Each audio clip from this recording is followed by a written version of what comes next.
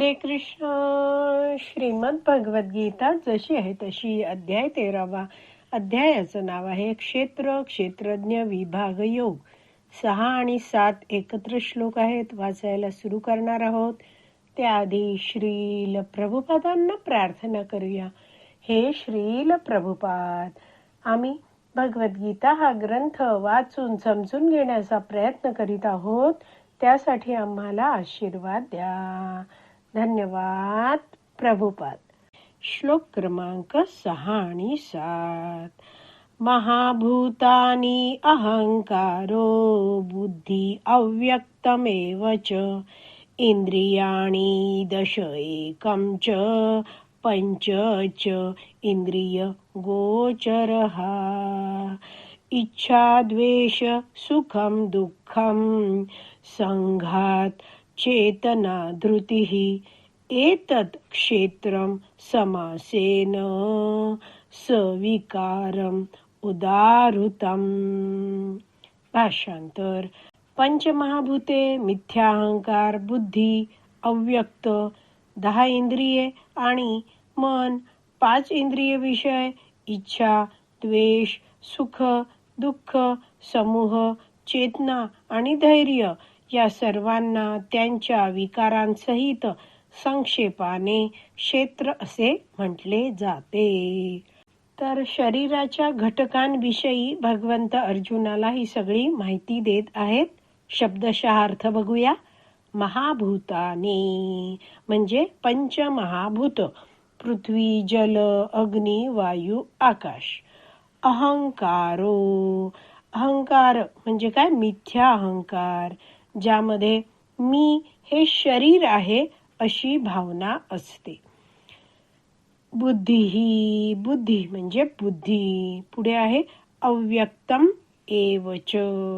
तर अव्यक्त 3 गुण आहेत. एव म्हणजे निश्चितच, च म्हणजे सुद्धा. 6व्या श्लोकाच्या दुसऱ्या ओळीत शब्द आहेत इंद्रियाणी दश एकम च. तर दश एकम म्हणजे 11. 11 इंद्रिय आहेत. त्यात 5 ज्ञानेंद्रिय येतात आणि 5 कर्मेंद्रिय येतात आणि आणखीन एक आहे मन.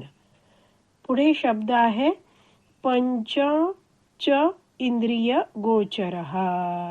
तर हे 5 इंद्रिय विषय आहेत. त्यांना तन्मात्रा सुद्धा म्हटलं जातं. इथे म्हटलंय ना इंद्रिय गोचरा.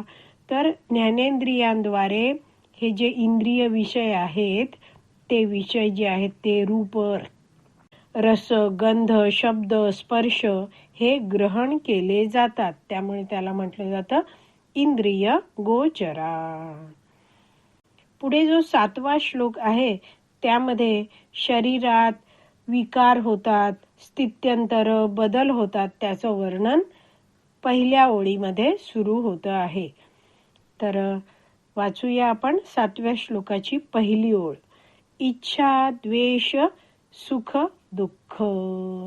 तर इथे या 4 गोष्टी सांगितल्यात, पण याचबरोबर अनेक गोष्टी सुद्धा आहेत. शरीरात, मनात अनेक सारे बदल, विकार होत असतात. हे आपण जाणलं पाहिजे.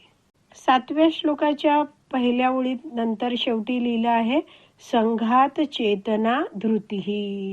तर संघात म्हणजे समूह, कॉम्बिनेशन. तर हे सगळं शरीराचं स्वरूप आहे. जे शरीर दिसतंय, हे सगळं शरीराचं स्वरूप आहे. पुढे शब्द आहे चेतना. चेतना म्हणजे जीवनाचं लक्षण आणि धृती म्हणजे धैर्य.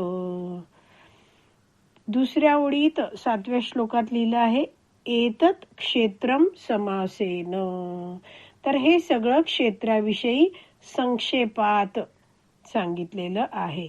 सविकारम उदाहृतम म्हणजे कसं या शरीरामध्ये विकार येतात याची उदाहरणं देऊन उदाहृतम क्षेत्राविषयी सगळं समजावलेलं आहे. तर अशा प्रकारे आपण 6 आणि 7 या श्लोकांचे शब्द जाणून घेतले आहेत. आज आपली विराम द्यायची वेळ झाली आहे. आज आपण इथेच विराम देऊया. श्रीमद भगवद गीता की जय. श्रील प्रभुपाद की जय. हरी बोल.